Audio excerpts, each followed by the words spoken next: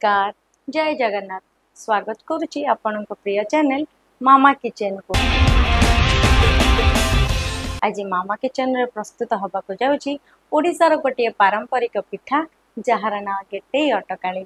ए पिठा चैत्र मास मंगलवार व्रत उद्यापन पाई प्रत्येक ओडिया घरे प्रस्तुत करा जाय थाए। ए पिठा को प्रस्तुत करबा पाई मु एठारे ए सब सामग्री नेछि। मु एठारे 2 कप बिरी को भिजै के रखि देछि, 1.5 कप चाउल जहाँ भिजै के रखी, चीनी, गोटे पैकेट क्षीर, काजू किशमिश चेरी जहाँ मु अटकाली पकाइबा रखी, किछि कोरा नड़िया, किछि गुजराती और तेजपत्र।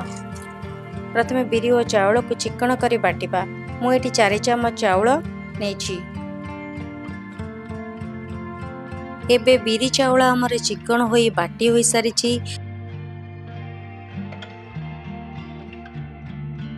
से गोटे चम्मच लुण दे 5 ରୁ 6 मिनिट पई फेंटिकी रखीदबा, जहा द्वारा हमर सुआदिया नरम गेटेई आमे बिना खाइबा सोडा रे मध्य बनै परिबा। गेटेई पिठा पई गैस रे गोटे कड़ाई नै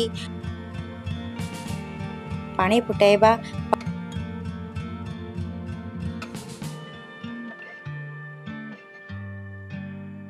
पानी भलरे बांफ आसीबा जाय फुटिला परे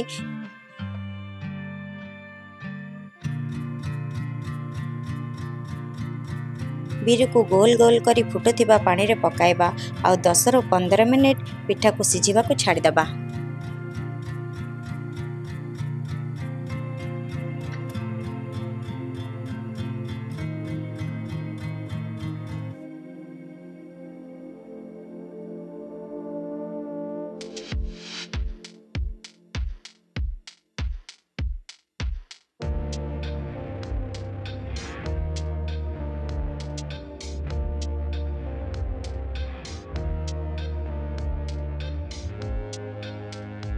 मझिरे मझिरे ढांकुणी काटी देखिबा पिठा हमर भल भाव रे सिझिछि कि नाही।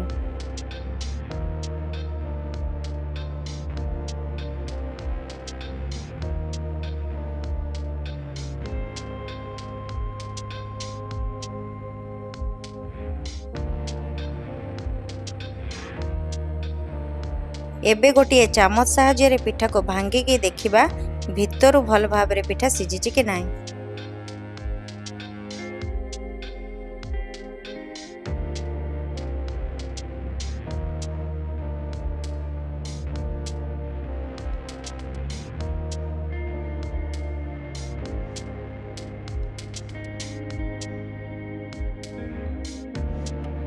अटकाली प्रथमे चलतु चाउल को भल भाव में चिकन करी पानी दे ग्राइंडिंग करदबा। एबे हमर चाउल चिकन करी बाटी हो जाइछि। चलतु आमे अटकाली प्रस्तुत करिबा। प्रथमे गोटे कड़ाई नै गरम हवा पई छाड़िबा। सेथिरे 2 चम्मच देसी घी दबा,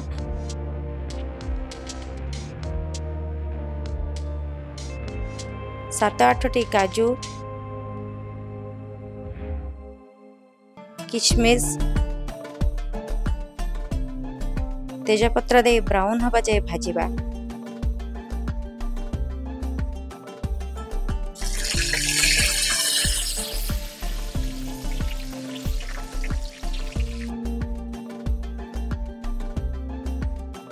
काजू एबे हमर भाजी होई सारिछि।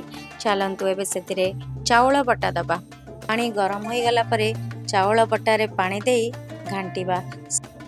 आगरो पानी दे देले चाउलर मंड तले लागिबो नाही। एबे आमे चाउल बटा को पानी दे घांटीबा। एबे एथिरे क्षीर दे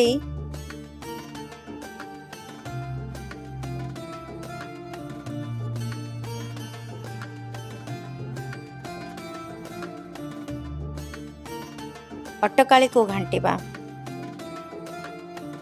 किछि समय घांटीला परे नड़िया कोरा दबा।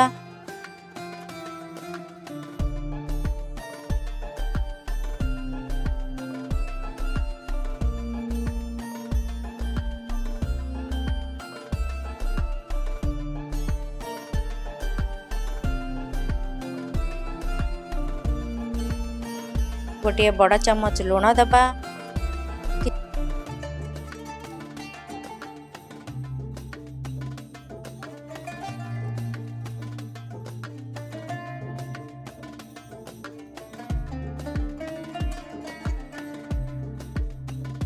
किछि गुजराती गुंड देई घांटिबा।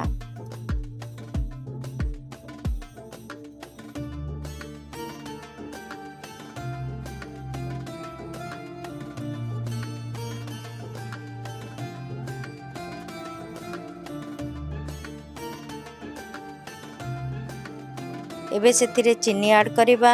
अटकाली को 15 रु 20 मिनिट घांटिबा परे देखिबा जेमिति चाउल तळे न लागे। अटकाली को 15 रु 20 मिनिट घांटी देखिबा जेमिति चाउल तळे न लागे। एबे अटकाली आमर परफेक्ट सिझी सारिछि।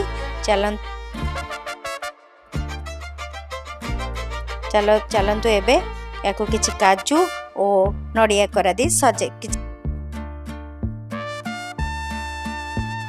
एबे हमर कंप्लीट गेटे अटकाली प्रस्तुत हो जाइछि।